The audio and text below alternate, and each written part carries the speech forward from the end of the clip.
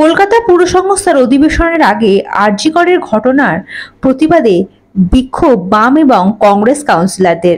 We want justice স্লোগানে মুখরিত বাম এবং Congress কাউন্সিলররা।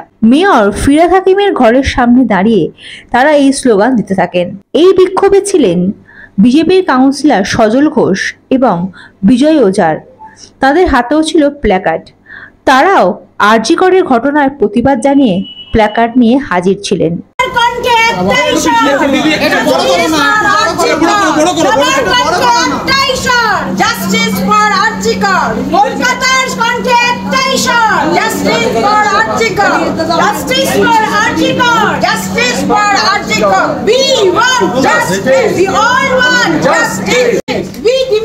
Justice. Kolkata demand justice. We all demand justice. সবার কণ্ঠে একটাই স্বর, justice for আরজি কর।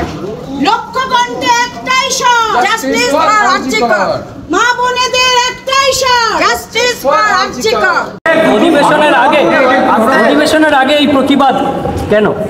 অধিবেশনের আগে প্রতিবাদ কেন? অধিবেশনের সময় আমরা সবাইকে পাবো, কারণ আমরা যারা প্রতিবাদ করছি বিরোধীরা তারা করছি, কিন্তু আমরা জানতে চাইছি যে এই প্রতিবাদের সাথে আর কার কার স্বর আসছে, সেটাই অধিবেশনের দিন আমরা দেখতে এসেছি যে কার কতখানি স্বর আমাদের সাথে আসছে এই অন্যায়জনক ঘটনার জন্য।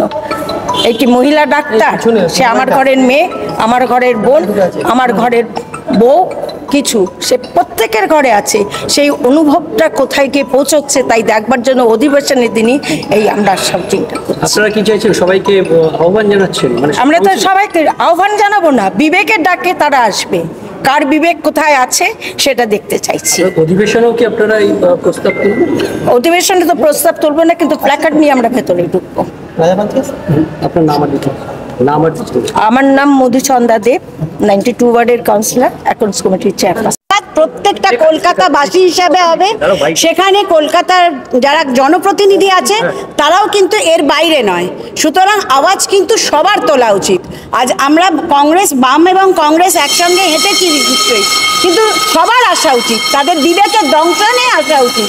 যদি বিবেক থাকে, যদি মানবিকতা থাকে, তাহলে আমরা মনে করি যে আমরা বাম, আমরা কংগ্রেস, আমরা একসঙ্গে আজকে যেরকম হাঁটছি, আমাদের সঙ্গে তাদেরও গলা মেলানো প্রত্যেকের কলকাতাবাসী হিসাবে কলকাতার জনপ্রতিনিধিদের এখানে থাকা উচিত। অন্যায় তার প্রতিবাদ করা উচিত।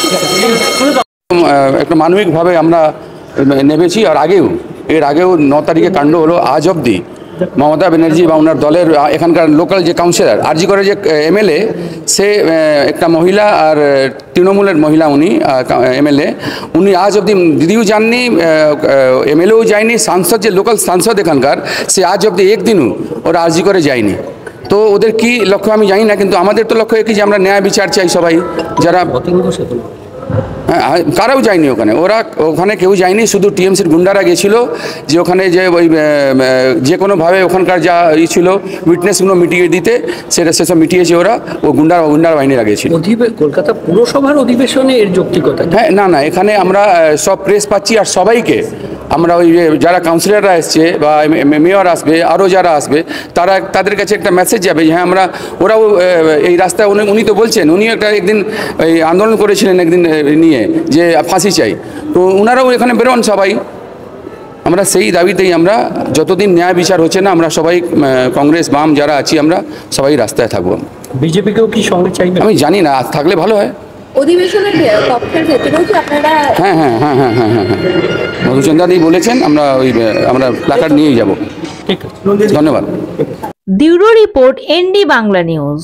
সবার আগে সব খবর, সঠিক খবর পেতে ফেসবুক পেজটি ফলো করে এবং ইউটিউব চ্যানেলটি সাবস্ক্রাইব করে রাখুন, আর শেয়ার করতে ভুলবেন না।